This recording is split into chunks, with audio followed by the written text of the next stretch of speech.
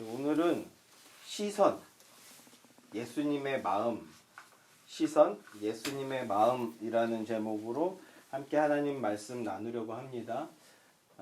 성도란 상식을 따라 사는 자들이 아닌 진리를 따라 사는 자들을 말합니다.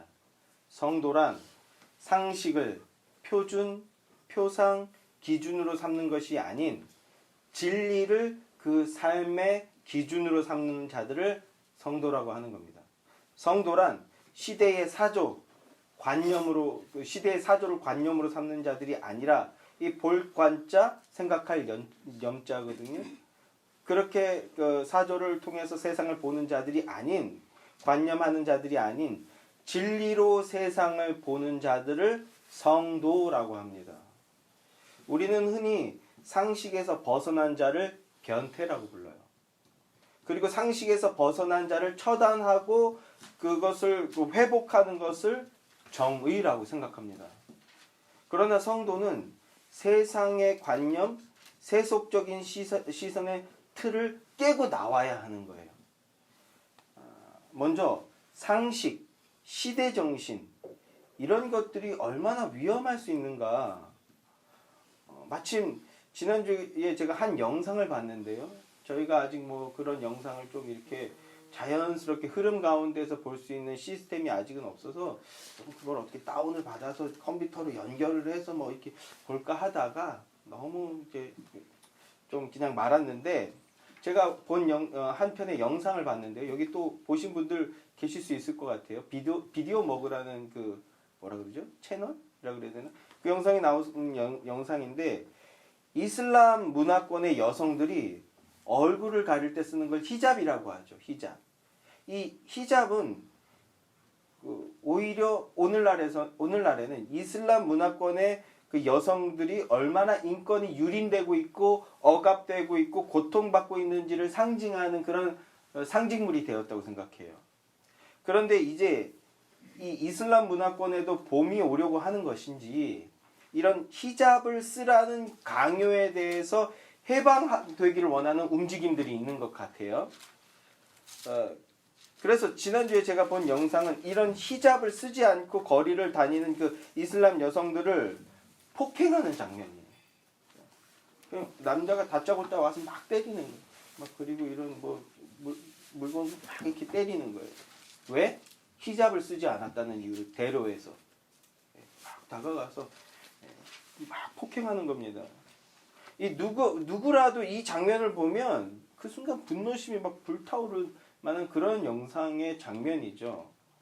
이 영상 속에서 그 폭행 장면, 이어지는 장면에서는요, 이 히잡을 쓰라는 것에 강요하는 이것에 대한 저항 운동을 하시는 분인지 아니면 그냥 일반 평범한 여성분인지 알 수는 없지만, 이 한 모녀가 히잡을 안 쓰고 오픈된 상태에서 강요에 의해 히잡을 쓰지 않아도 되는 이런 기본적인 권리, 이것을 위해 싸우지 않아도 되는 이런 날이 빨리 왔으면 좋겠습니다. 이런 걸 외치는 그 영상을 찍어서 SNS에 올렸어요.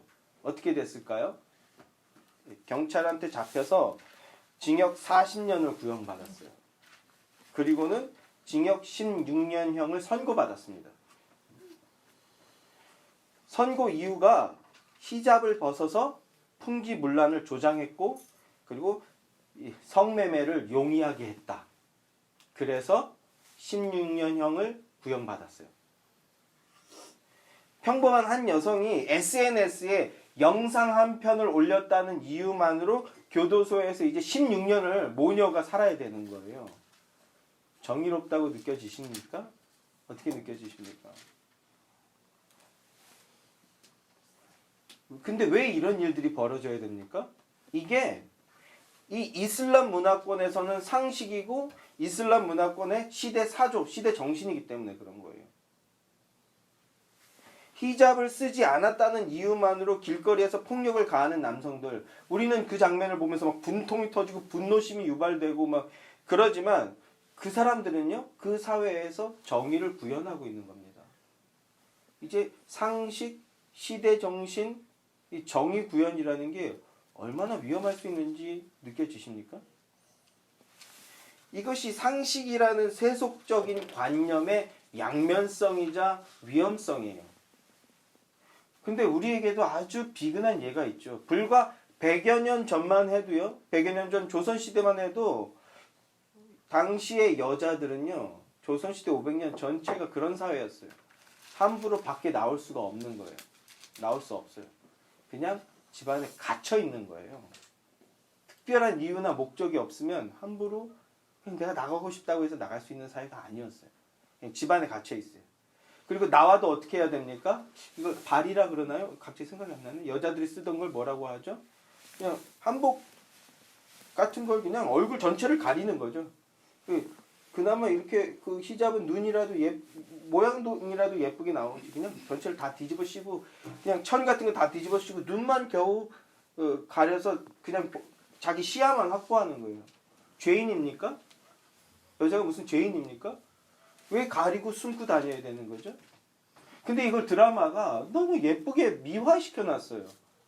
절대 예쁘고 새처럼한 청초한 그런 상황이 아니에요.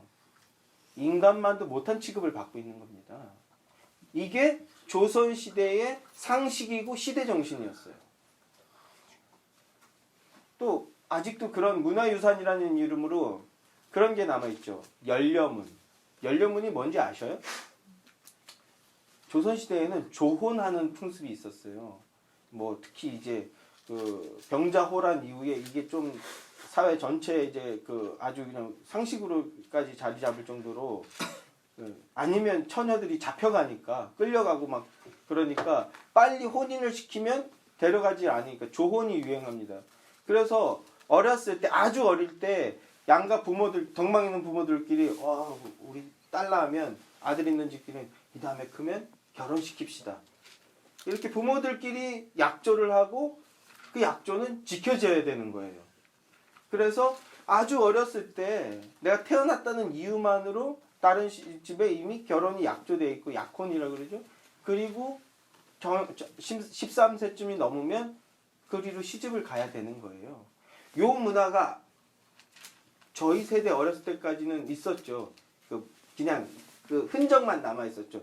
애들 그냥 어른들이 그런 얘기 하잖아. 아들 있고 딸 있고 서로 결혼시키자 이런 농담하는 문화. 지금은 잘 안 하죠. 그런 얘기. 예. 그런 얘기하면 아주 그냥 꼰대 중에서도 상꼰대지 뭐 그런. 지금은 근데 우리 어렸을 때만 해도 그 문화가 남아 있어서 그냥 잔재처럼 남아 있어서 딸 있고 아들 있는 집끼리 서로 혼인시키자 이런 농담을 했어요. 농담처럼 그런 얘기를 했는데 조선시대에는 실제로 그런 일이 벌어졌다고. 근데 이 13세쯤 되면 시집을 가는데 이제 13세쯤이 돼서 시집을 가야 되는데 무슨 일이 벌어져요? 남편 될 사람이 죽은 거야. 그럼 우리 어떻게 해야 됩니까?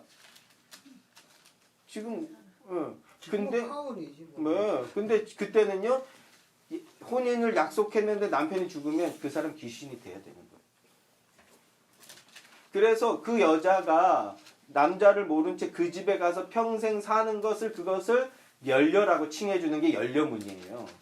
시집 가거나 어디 도망가면 쳐 죽일 년이고 남편이랑 결혼도 안 했어. 결혼도 안 하고 그냥 약혼만 했는데 죽었어. 그래도 그 집 가서 살아야 되는 거예요. 평생 남자를 모른 채. 그러면 열려라고 칭해주던 게 그 열려문이고 이게 조선시대의 시대 정신이고 상식이었어요. 어떻게 느껴지십니까? 오늘날의 상식으로 이런 얘기들이 용인이 가능합니까? 아니죠. 불가능하죠. 철저하게 파괴되고 사라져야 할 정신이요. 상식 아닌 상식이죠. 우리 조선의 이런 악습과 폐단은요. 재밌게도 기독교가 들어오면서 비로소 깨어지게 됐어요. 노예제도도 갑오개혁을 통해서 법적으로는 폐지됐지만 없어지지 않았거든요. 왜냐하면 사람들의 의식이 바뀌지 않아서 그런 의식을 변화시키고 악습들, 미풍양속이라고 전해지는 그 사회 그 상식이란 이름의 억압들 이런 것들을 내면에서부터 기경하여서 바꿔낸 게 기독교입니다. 이 기독교가 들어오면서 비로소 이런 것들이 깨어지게 되고 사람들의 정신이 살아나게 되고 변화되기 시작했던 거예요. 상식이라는 것이 우리네 정서에 미풍을 만들고 정서의 보편성과 안도감을 줄 수도 있지만, 그러나 상식에 함몰되는 순간, 그 상식이 법칙이 되고 정의가 되는 순간 그 사회는요, 지극히 폭력적인 사회가 돼요. 인권은 오히려 유린되고요, 박탈당할 수 있어요. 사탄은 이런 식으로 일을 하는 걸 좋아합니다. 굴레를 씌우는 것. 그 굴레가 좋아 보여요. 합리적이어 보이고 상식적이어 보이죠. 그렇게 보이는 굴레를 씌워서 그 굴레 속에서 헤매게 하는 방식. 이 히잡 문화도요, 1947년 얼마 안 됐어요. 생긴 지. 근데 그게 상식이 되고 그 사회의 법칙이 되니까 폭력으로 변하게 되는 거죠. 오직 그리스도인, 즉 성도만이 이 악한 굴레를 뚫고 나올 수 있고 자유할 수 있습니다. 성도만이 악한 굴레를 파괴하고 자유함을 나눌 수 있어요. 그 작은 시작이 뭐냐 하면 바로 시선의 변화입니다. 시선의 변화. 바라봄, 관점, 관념, 기준의 변화, 바라보는 시선의 변화. 불신자들은 상식이라는 시선으로 세상을 바라보고 판단하고 행동한다면, 성도는 진리로 세상을 바라보고 말씀에 의거하여서 분별하고 그리고 예수님을 따라서 행동하는 자들입니다. 이 모든 것을 오늘 저는 시선이라는 단어로 표현하고자 합니다. 습관, 환경, 경험에 의거한 판단이 아닌 진리의 말씀인 하나님의 말씀이라는 렌즈로 세상을 보고 판단하며 분별하는 바로 그 시선. 시선이 바뀌면 생각과 마음이 변화가 됩니다. 진리, 하나님의 말씀으로 세상을 보면 기준이 바뀌게 되고, 그래서 성도에게는 오직 유일하신 하나님만이, 하나님의 뜻, 하나님의 마음, 하나님의 말씀만이 유일한 기준이 되는 거고요. 그 기준에 의거해서 세상을 바라보는 것이고, 그렇게 보면 육신적인 사고와 판단을 행동하던 인생들이, 그래서 죄성에 얼룩짓던 그 마음과 인생들이 변화되기 시작하는 거예요. 시선이 바뀌면 변화된다는 겁니다. 저는 그렇게 생각합니다. 상식이란 이름으로 세상을 움직이려 하면 반드시 반대급부가 일어나게 되죠. 왜냐하면 인간에겐 자유의지가 있으니까. 그래서 상식이 법칙이 되고 상식으로 정의를 세우려고 하면요, 반드시 폭력을 동반하게 됩니다. 그리고 그 폭력은 집단이라는 이름으로 힘을 얻게 되는 거예요. 떼거지로 몰려와서 소리를 지르면 그게 정의가 되는 겁니다. 그러나 수가 많다고 해서 떼거지로 몰려와서 막 고함을 친다고 해서 정의가 되는 게 절대 아니죠. 가장 대표적인 예가 바로 2020여 년 전에 골고다 언덕에서 있었습니다. 어떤 일이겠습니까? 예수를 못 박아라. 예수를 못 박아라. 이게 당시의 시대의 정신이고 상식이었어요. 예수님은요, 당시의 그 시대 정신, 당시의 그 상식을 파괴하는 행동을 서슴지 않았습니다. 이게 복음서 전체의 내용이에요. 그 사람들이 생각하던 율법, 그 하나님의 말씀에서 벗어난 인간이 만든 율법이었는데, 이 율법을 철저하게 파괴하는 게 예수님의 사역이었어요. 상식을 파괴하는 행동들을 서슴지 않는 분이셨습니다. 오늘의 주제를 연결해서 표현하면요, 그 상식이라는 것은 절대 그들을 구원해 줄 수 없는 것이었고요, 오히려 부셔지고 깨어져야 되는 것이었어요. 그래서 예수님께서 그렇게 하신 것입니다. 하지만 사람들, 당시의 군중들은요, 그런 예수님을 어떻게 했습니까? 죽여버렸죠. 죽였어요. 상식에 의거해서, 시대 정신에 의거해서 예수님을 죽여버렸어요. 그 당시에 그 군중들은요, 예수님께서 엘리 엘리 라마 사박단이라는 말을 하시기 전까지 그 사람들은 뭐라고 생각했을까요? 내가 정의를 구현하고 있다, 이렇게 생각했을 거라고요. 상식과 시대 정신이라는 육신적인 시선은 결코 영혼을 구원할 수 없고 인생을 자유케 할 수 없어요. 이러한 시선에서 벗어나 하나님의 말씀이라는 렌즈를 탑재한 시선, 영적인 시선, 거룩한 시선을 얻게 될 때 우리는 참된 변화와 그 변화로 인해서 기쁨과 평안과 은혜를 맛볼 수 있게 됩니다. 그리고 생명이 또 다른 생명을 잉태하는 그 생명력 있는 변화들을 이루어낼 수 있게 되는 거예요. 오늘 본문은 예수님께서 죽은 나사로를 살리시기 바로 직전의 상황입니다. 그런데 본문을 보면요, 예수님께서 뭔가를 바라보고 계셔요. 어딘가를 쳐다보고 계셔요. 예수님의 시선을 쫓아가기를 원하는데 예수님께서 어딘가를 바라보고 무언가를 바라보면서 눈물을 흘리시는 장면으로 묘사가 되고 있습니다. 35절 말씀, 예수께서 눈물을 흘리시더라. 예수님은요, 여담이지만 감정을 숨기시지 않는 분이세요. 감정과 감정의 표현을 숨기시지 않는 분이세요. 근데 우리는 약간 착각하는 게 기독교는 불교가 아니에요. 산은 산이고 물은 물이고 흘러가는 대로 두면 다 되는 겁니다. 이런 게 아니에요. 기독교는요. 감정을요, 나쁜 감정이라면 순화시키고 오히려 그걸 의로 만들려고 힘쓰는 거고, 좋은 감정이라면 그것을 적극적으로 드러내는 거죠. 이 감정에 대한 얘기도 우리가 또 나눠야 되는데, 허허허 정답입니다 막 이러면 있는 게 아니라고요. 예수님은요, 보시면서 우셨어요. 적극적으로 감정을 드러내셨습니다. 예수께서 눈물을 흘리시더라. 이것이 예수님의 시선입니다. 그리고 그 시선이 내뿜는 행실이요, 능력입니다. 예수님의 시선은 죽은 나사로를 보면서 비통하게 울고 있는 마리아에게 향하고 계신 거예요. 그리고 그 비통하게 울고 있는, 얼마나 그 서글프게 울었겠습니까? 그 비통하게 울고 있는 마리아를 보면서 함께 우는 유대인들을 보면서, 그게 예수님의 시선이었거든요. 그러면서 우시는 거예요, 예수님도. 제가 뭐 안녕하세요 보면서 우는 것처럼 예수님이 우는 사람 보니까 갑자기 막 울컥해가지고 울고 그런 게 아니에요. 여기서 보면요, 전혀 울 생각이 없었는데 우는 거 보니까 괜히 같이 나도 울고 막 이런 게 아니라 어떤 이유에서 예수님은 지금 적극적으로 눈물을 흘리고 계신 것인데, 본문을 좀 더 자세하게 살펴보면요, 먼저 33절 말씀, 심령에 비통히 여기시고 불쌍히 여기사, 이렇게 말씀합니다. 여기서 비통히 여기시다라는 말은요, 헬라어로 엠브리마오마이라는 단어예요. 엠브리마오마이. 이 엠브리마오마이를 우리는 비통이라고, 예전에는 분통이라고 여겼는데, 어떤 그 뉘앙스냐면요, 매우 분노하고 있고 매우 분노하여서 호되게 꾸짖고 있는 그런 의미예요. 매우 분노. 어허 이놈 안 된다가 아니라 감정이 매우 지금 분노하고 있고, 그래서 안 돼! 이렇게 얘기하는 거라고요.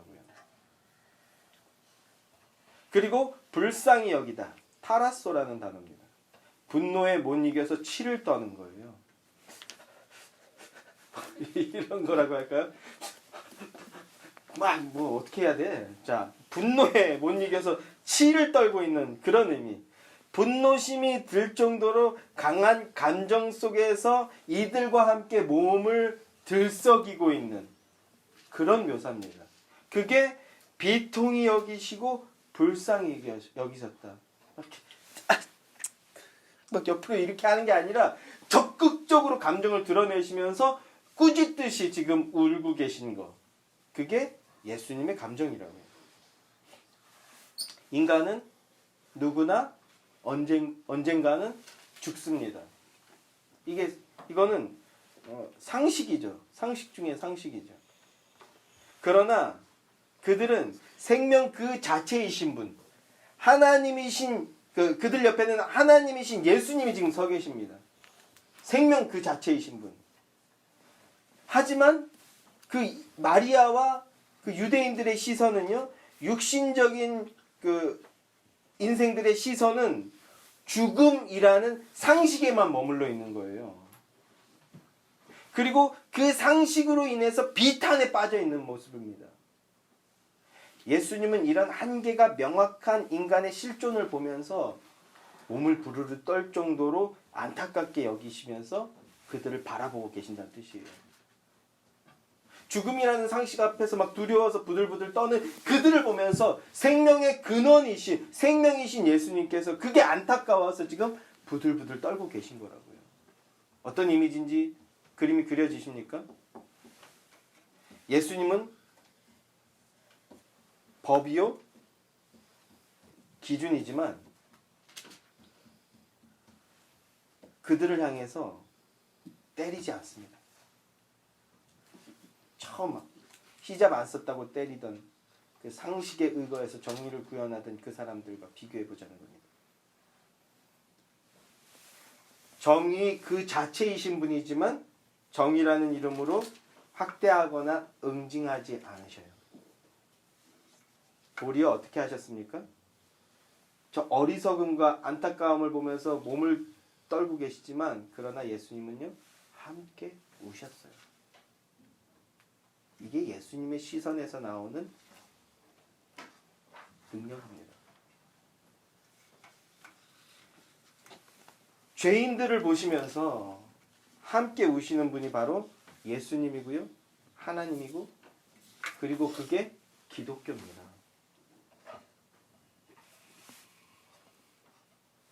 이 나사로의 얘기의 결론을 알고 계시죠? 예수님께서 말씀을 통해 나사로야 나오라 하면서 살리시는 내용입니다. 그것이 기독교의 내용입니다. 기독교는요, 살리고 회복시키고 하나가 되게 만드는 게 기독교예요. 성도는 예수님의 백성들입니다. 성도는 예수님과 연합한 자입니다. 예수님 안에 담긴 자라는 뜻인 거예요. 예수님 안에 담겨서 예수님과 하나가 되어서 예수님의 시선을 쫓아서 자신을 바라보고 예수님의 시선을 쫓아서 세상을 바라보는 자들이 바로 성도입니다. 이 시간 예배하는 여러분에게 이런 시선의 변화가 일어나게 되기를 주님의 이름으로 소망합니다. 육신적인 시선에서 거룩한 시선으로 시선의 변화가 일어나는 게 은혜입니다. 넘치는 은혜가 이 시선의 변화가 일어나는 그 넘치는 은혜가 있게 되기를 주님의 이름으로 소망합니다. 마지막으로 이 시선의 변화를 저는 적용해서 그 말씀을 마무리하고자 하는데요. 특별히 여기 우리 그 새신랑 새신부 이제 조금 낡았지만 새신랑 새신부 에 대한 얘기를 하려고 하는데 그것을 우리 전체가 교회로서 그 얘기를 좀 적용하여 나눠보려고 하는데 제가 두 사람에게 감사한 것은요. 예수의 교회 혼인 예식의 첫 단추를 아주 모범적으로 채우게 된 것 같아서 감사한 마음입니다. 그리고 두 사람이 그 혼인 예식을 치르기 한 달 전에 그 먼저 저와 만남을 가지고요. 웨스트민스터 예배 모범에 의거해서 혼인 예식에 대해서 가르침을 나누고 혼인 서약서를 미리 작성을 했어요. 이게 기독교의 예식이거든요. 근데 저도 혼인 예식 이 상황은 목사가 되고 처음이라 조금 준비가 부족했다고 해야 될까 뭐라고 할까요?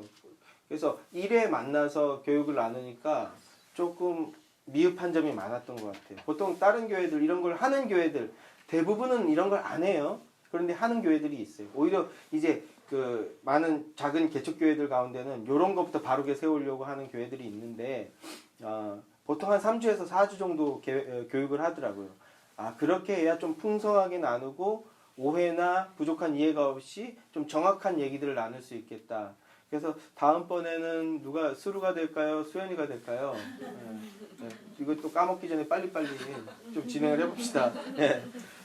아무튼 그 혼인 예식에 대해서 가르침을 나누고 그 혼인 서약서를 미리 나눴는데 그런데 혼인 서약서 중에 이런 항목이 있었어요. 하나는 배우자를 위해서 희생하고자 하는 걸 적어봅시다. 희생. 이게 예수님의 시선에서 나오는 기독교적 가치, 태도입니다. 그리고 또 하나가 사소하지만 내가 싫어하는 것. 그래서 상대방이 꼭 기억하고 조심해 줬으면 하는 부분을 적어봅시다. 5가지로 적어보라고 했는데 이 두 사람이 5가지를 쓰라고 했는데 2가지밖에 못 썼어요. 그 그게 결혼 생활의 안타까움인데 5가지 막 쓸 수 있으면 오히려 결혼 생활이 안 어려워질 거예요. 내가 뭘 싫어하는지 나도 잘 몰라 사실은. 그 결혼 생활 하면서 이제 알게 되는 거예요. 내가 이거 싫어하는데 이것 때문에 빡도네? 뭐 이렇게 되는 거죠. 예. 2가지밖에 못 썼는데, 그리고 이 항목에 대한 내용을 제가 결혼식 때 조금 재밌게 희화화해서 한 가지만 얘기를 했습니다. 예, 그걸 기억하시죠? 그 얘기를 했던 겁니다. 그러면서 제가 이런 말을 했어요. 이게 혼인서약서 작성의 전제인데, 사소하지만 내가 싫어하는 것, 그래서 꼭 기억해 줬으면 하는 것, 이것에 대해서 향후 3년간은 서로 함구한다는 게 원칙이다. 이런 말씀을 드렸어요. 근데 이 부분에 대해서 좀 오해가 있는 것 같더라고요. 그래서 제가 오늘 그걸 설명하고자 합니다. 아마 제가 설명이 아까도 얘기했듯이 1회 만에 모든 걸 다 하려고 하니까 설명이 좀 많이 부족했던 것 같아요. 그래서 제 의도가 뭔지 이걸 오늘 성도님들과 함께 나누어 보려고 하는 건데요. 20년 넘게 다른 세계 속에서 살던 혈기왕성한 2 젊은이가 하나의 세계를 만드는 과정이에요. 이게 결혼 생활이지 않습니까? 그래서 용광로와 같은 융합의 과정이 필요한 거라고요. 이 말들은 이제 충분히 이해하지 않습니까? 말인즉슨 사랑함에도 불구하고 많은 이견과 다툼이 발생할 수 있다는 겁니다. 이게 꼭 신혼부부의 결혼 생활만 얘기하는 게 아닙니다. 가족으로서 하나 되는 과정, 그리고 교회로서 하나 되는 과정, 인생 안에서 예수 안에서 하나 되는 과정에 동일하게 적용되는 것이기 때문에 제가 이 2 사람을 빌어서 지금 말씀을 나누는 것인데, 사랑함에도 불구하고 많은 이견과 그래서 다툼이 발생할 수 있다는 말입니다. 그런데 결혼 생활 속 대부분의 다툼은 아주 사소한 것, 아주 작은 습관이나 행동에서부터 유래될 수 있다는 거예요. 이해하시죠?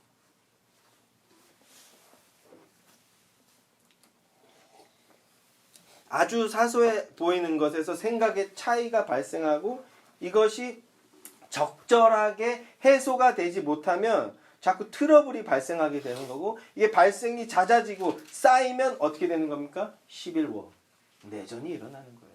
전쟁이 팍 일어나는 거예요. 저는 개인적으로 요거를 성도들과 나눌 때 제가 제일 싫어하던 것 중에 하나가 식탁 위에 막 널브러져 있는 거. 이거를 아주 싫어한다. 그래서 제가 또 집에 왔더니 식탁 위에 널브러져 있어서 분노심을 가지고 보란듯이 청소를 했더니, 집에 왔더니 와이프가, 일 끝나고 온 와이프가 오빠 너무 고마워, 은혜 받아, 감동했어, 이런 모습을 보면서 내 의도는 이게 아니라 식탁 정리도 이따위로밖에 못하냐라는 걸 보란듯이 보여준 것이었는데, 오히려 저쪽에서 감사하니까 할 말이 없었다. 이런 식으로 제가 이제 종종 표현하는데, 누구나 그런 포인트가 다를 수 있다라는 거예요. 옛날에 어떤 영화에 보면 치약 짜는 거, 신혼부부에 대한 영화인데, 아주 오래전 영화인데, 최민수, 심혜진 주연의 아주 오래된 영화인데, 결혼했는데 자기는 치약을 끝에서부터 짜는데, 근데 이 여자는 가운데에서부터 누르는 걸 보면서 탁 칫솔을 던지면서 부부싸움이 일어난다. 이런 얘기들. 아주 사소한 것에서 다툼이 발생하게 된다는 거죠. 제 첫 번째 의도는 자신의 그 사소한 습관을 서로에게 미리 알려주라는 겁니다. 나는 이런 거 싫어해. 그 중에 재밌게 나 김치를 억지로 먹이는 걸 굉장히 싫어해. 이렇게 미리 알려주라는 거예요. 그럼으로써 서로 좀 더 주의심을 갖고 조심하여서 어떻게 하라? 피하라는 거죠.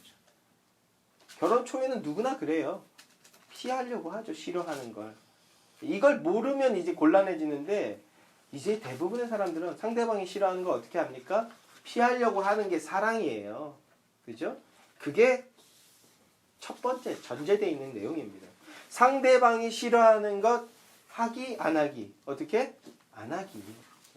이게 당연한 거죠. 그러면 어떻게 됩니까? 분쟁 끝, 평화 시작이에요. 그런데 정신없이 살다 보면, 그리고 서로가 서로에게 너무 편해지다 보면 긴장감이 느슨해지고, 자신도 모르는 사이에 상대가 싫어하는 것을 인지하고 있었음에도 불구하고 실수를 할 수 있다는 거죠. 다시 한번 첫째로 안 하는 거예요. 오래 살았다 그래서 서로 익숙해졌다 그래서 이제는 내 마음대로 해도 되는 게 아니라 사랑하면 상대방이 싫어하는 것 안 하기. 그런데 살다 보면 실수로 그런 행동들을 할 수 있잖아요. 그게 생각보다 빨리 올 수 있다. 그러니까 최소한 3년간은 만약에 실수로 그런 상황들이 벌어졌을 때 그걸로 화내지 않는다. 그걸로 상대방에게 적극적으로 자신의 의견을 피력하지 않고 오히려 그것을 입을 닫겠다. 닫아라. 이게 그 원칙이라. 이게 원칙. 이해하셨어요? 김치 먹이지 않기 써놨으니까 오히려 역으로 야 김치 먹여도 넌 아무 말도 안 해야 돼. 이게 아니라 상대방이 싫어하는 것, 싫어하는 말, 싫어하는 행동 하지 않겠다. 그런데 실수로 그런 행동들을 하게 됐을 때 이거 내가 싫어한다 그랬잖아. 너 왜 내가 싫어하는 것도 몰라줘? 라는 말을 3년 동안은 하지 않겠다. 그냥 혼인사역서 보여주는 거예요. 기억해? 막 이렇게 저거 싫어했지.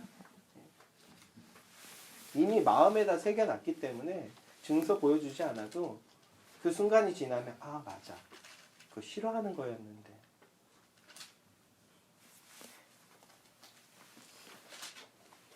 이게 혼인서약서의 내용이었다는 거예요. 이제 이해하십니까? 우리는 예수라는 신랑과 결혼한 신부입니다. 교회는. 똑같은 거예요. 똑같은 거예요.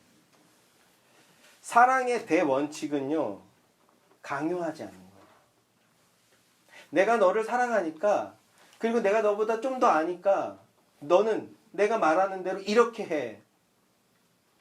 사람들은 이런 얘기를 하는 사람들은 분명히 옳은 이야기는 하는 것일 거고요. 그리고 상식에 부합하는 말을 하는 걸 겁니다. 그런데 예수님은요. 그렇게 하시지 않았다고요. 예수님은 이 세상의 유일한 정답이에요. 해답이. 예수님이 무슨 말을 하건 그게 정답입니다가 그리스도인들의 신앙 고백이잖아요. 예수님은 정답이에요. 그런데 예수님은요. 내가 하는 말이 정답이니까 넌 내 말대로 하면서 강요하지 않으셨어요. 오히려 어떻게 하셨다고요? 같이 우셨다고요. 연애 때는 내가 살아있고 너를 사랑하고 있음을 증명해야 돼요. 그래서 서로 적극적인 다툼이 벌어질 수도 있어요. 근데 이게 타협이 안 되면 헤어지는 거고 그 어떤 교집합적인 부분이 발견이 되면 결혼하는 거죠. 적극적으로 자기를 증명해야 됩니다. 그러나 결혼을 하고 하나가 되었다면 다른 시선으로 접근하기 시작해야 된다는 겁니다. 어떤 시선? 예수님의 시선. 예수님의 방식으로요.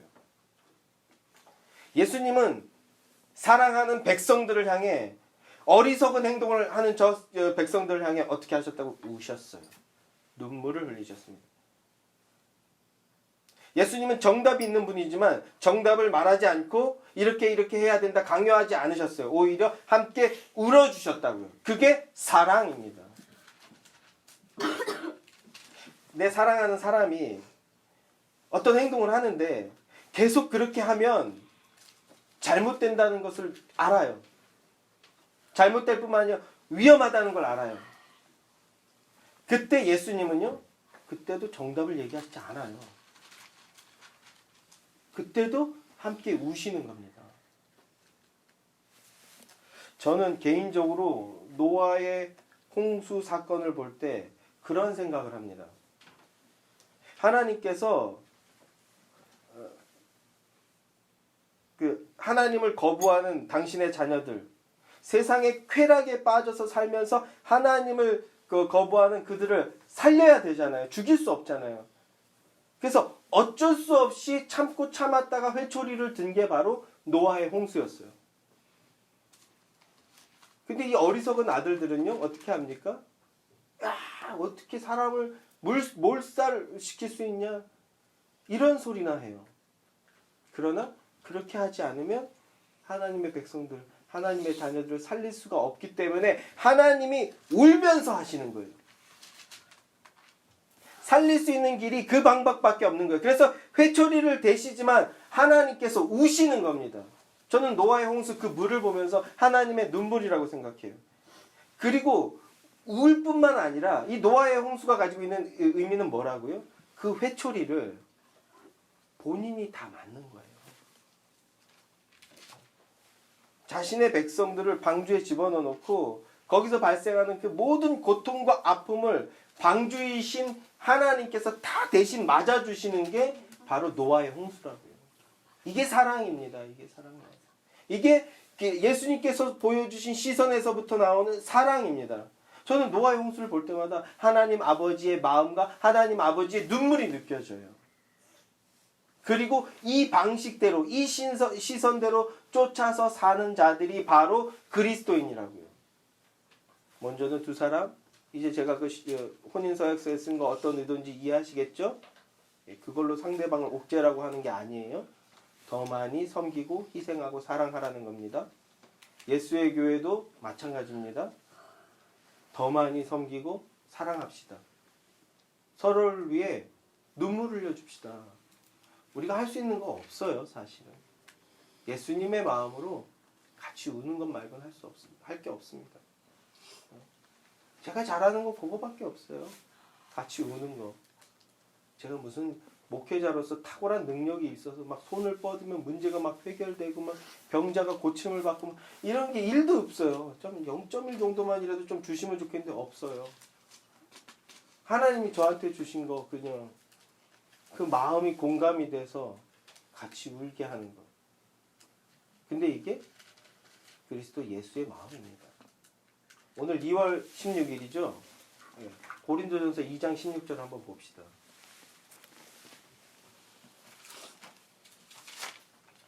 이 말씀을 나눠야 되는데 기가 막히게 오늘 날짜랑 똑같아요. 옛날에 학교에서는 2월 16일이면 16번이 나가서 혼나는데 제가 왜 이렇게 하면 말씀이 잘 기억나서 그러는 건데 2장 16절 고린도전서 2장 16절 한번 같이 읽어봅시다. 다 함께 시작. 누가 주의 마음을 알아서 주를 가르치겠느냐. 그러나 우리가 그리스도의 마음을 가졌느니라. 여기서 가르치겠다냐는 건 증거하겠냐는 거거든요. 누가 주의 마음을 알아서 주님을 증거하겠느냐. 우리가 그리스도의 마음을 가졌다. 우리가 예수의 교회는 예수의 시선을 가졌다. 예수의 마음을 가졌다. 그 마음으로 더 사랑하고 더 섬기고 더 헌신하여서 예수 안에서 하나를 이루자. 신혼부부인 두 사람, 세상 사람들처럼 정답을 강요하는 게 아니라 예수님의 시선으로 서로를 바라보는 그런 성도가 되길 바랍니다. 예수의 교회 성도 여러분, 세상 사람처럼 세상을 바라보고 상식으로 세상을 바라보는 게 아니라 진리의 말씀으로 세상을 바라보는 시선의 변화가 일어나고, 그래서 시선의 변화를 통해서 능력을 체험하는 은혜를 누리시길 바랍니다. 세상과는 다른 실천을 보여주는, 사랑을 보여주는 그리스도의 백성들이 되시길 소망합니다. 예수님의 시선과 마음을 얻게 되면요, 예수님처럼 울게 됩니다. 서로를 아끼고 서로를 위해서 눈물로 기도하게 됩니다. 이것이 은혜입니다.